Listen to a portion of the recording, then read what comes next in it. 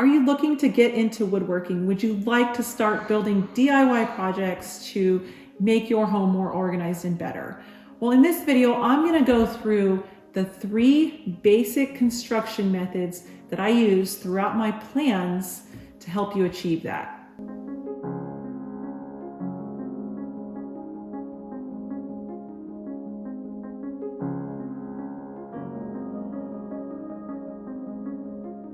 So the first and most basic joint is just taking 2 pieces of wood and attaching them together with screws on the end. This is called a butt joint because we've got a flat piece of wood just butting up against another piece of wood. And I recommend using Torque head screws. This is the Torque head screw, so sometimes they're called a star bit screw because they have a star bit. Usually the bit comes with the packet of screws. There's a little pre-drilling cut on the end of these screws. So what happens as you drive the screw, it pre-drills itself for you, so you don't have to pre-drill. And also it's less likely to split the wood, and it's a lot easier to drive these screws than a traditional wood screw.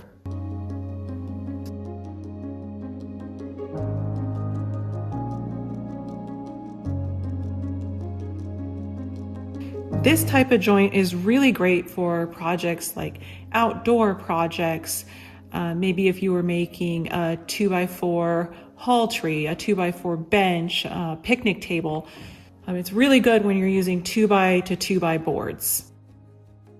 So this joint ends up being a really strong joint here. The only problem is you've got the exposed screw holes on the end that you're gonna need to finish out. So that's something to consider when you may or may not wanna use this joint.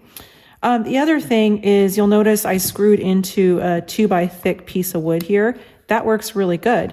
But when you're dealing with a 3/4 inch thick piece of wood that you're screwing into, it's a lot more likely to split this piece of wood because your screw is just so big, and when it goes in this wood, those things happen. So I don't necessarily recommend this type of joint for 1x material. The second construction method that we use pretty commonly is a brad nailer and brad nails. So it's really the same system, but since the nails are so much smaller, you can drive them into 1x material without worrying about it cracking or splitting on you. But the downside is the joint isn't as strong. It doesn't have the screw, so it doesn't pull the wood together as you're doing it. There's a lot of options for brad nailers. I'm going to show you mine. This is a Ryobi Airstrike and it is cordless. It just uses a battery. I've had this exact brad nailer for at least 7 years and it's done me well. You see me build a lot of projects with it. People do sometimes have frustrations with it, and I think a lot of that has to do with the nails jamming. So if you're using this particular tool, just make sure as you put your nails in that this is all straight so there's steady pressure on pushing these nails through. This is the 18 gauge. So there's different gauges, and basically different gauges are, they're just talking about different size nails. So I like the 18 gauge because it can shoot a nail from 5/8 inch long to 2 inch long, which covers pretty much all the needs of the projects that I do. So the brad nailer, I really use it in 3 different applications. The first application is I use the 5/8 inch brad nails to attach 1/4 inch plywood to the back of a project. So if you're building a bookshelf and you want a 1/4 inch plywood back on it, ply glue to the back edges, load your nailer up with the 5/8 inch nails, go to town nailing it. The second one I use a lot is the 1.25 inch brad nail. And I'll use this for attaching 3/4 inch thick material flat to a front surface. So for example, putting a baseboard trim around the bottom of a cabinet, putting a face frame on a cabinet, or just nailing trim in general to the front or sides of a cabinet. The last nail that I sometimes use, but it's pretty rare because we'll get to in a second, but there's a better joinery method for this. But the 2-inch nail here can be used for actually attaching 1x boards together like this, where you put the 2-inch nail through the end. I wouldn't recommend that on a structural project or anything that you're putting heavy items on, because over time that that joint isn't screwed together, it could fail on you. But if you're just building some decorative shelves, a decor piece, or light duty shelving, you can use the 2-inch nails with some glue and it does work.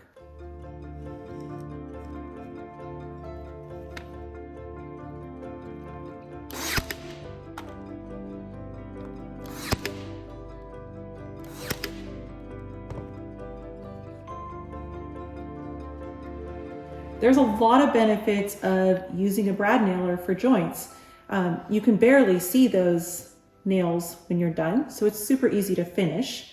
It's also quick, it's easy, and nails are pretty inexpensive. But since this isn't a very strong joint and it doesn't necessarily pull the two pieces of wood together, it isn't always the best choice for structural joints. The final joint that I use all the time is the pocket hole joint. Now, this can seem a little bit intimidating because it is learning a new skill set, but this is a pretty inexpensive tool and it works with your drill. And basically it's just a guide system for pre-drilling holes to get you a more precise and a stronger and a hidden joint. The big benefit of using pocket hole joinery is it allows a beginner woodworker with limited skills, only a few tools, to make professional quality joints in a variety of different situations with different wood thicknesses. So it really is that miracle tool that allows you to do all the things for just a very small investment in a small space. So some of the joints that you can do are the ones that we showed you earlier. You know, like if you're doing a shelf, or maybe you're doing, you know, a corner joint. But you can also do, for example, a tabletop joint or a face frame joint. And all of the joints are hidden on the back, so it's really easy to finish. You can also do 2x joinery. So for example, you could do a 2x tabletop, joining edge to edge. If this is a table leg, you could do an apron joint this way. You could do a chunkier face frame this way. It really is a very versatile tool, and once you get the hang of it, it's actually pretty simple to use.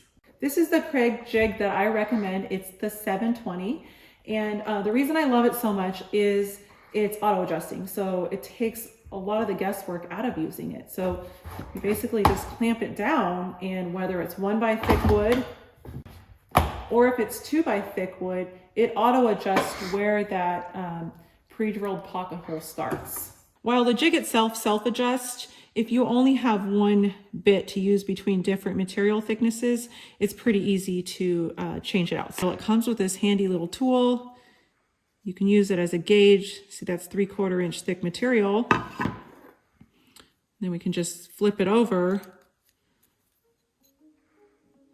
and then place it on the 3/4 inch setting and tighten it. So that's what's really great about this Kreg jig. This is a whole system that's designed for your success.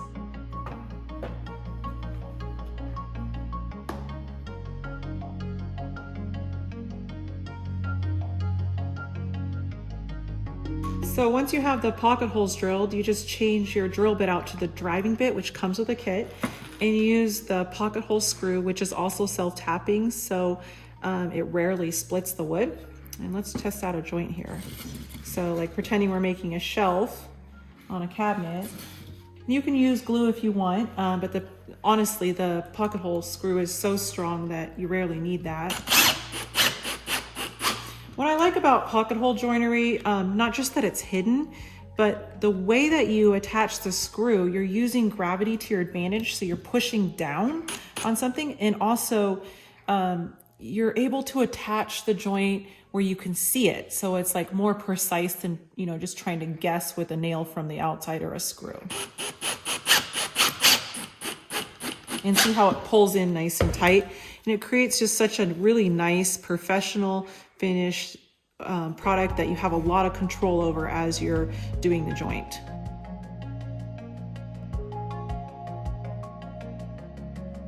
The downsides are it does take a little bit of planning.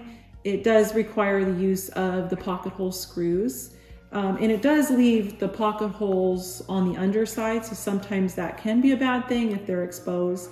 But all in all, this is a tried and true method for butt joints that will create furniture that will last and look good.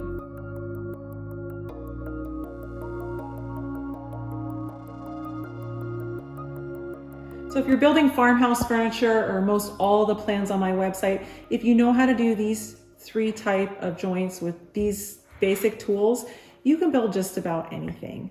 As you advance in skill set, you'll probably find yourself gravitating more towards the Kreg jig, but there will always be a place for a nailer. For example, adding a back to a piece of furniture and a drill with self-tapping screws. For example, building an Adirondack chair outside. In all of our plans, we do give flexible options. Like we recommend this type of joinery, but you could also do this. Just to give you options because you may not have all the tools right away, or you may be more comfortable using one type of joinery over another. Remember, it's all about you making your home better with what you have. Thank you for watching this video. Please check out our plans at anna-white.com.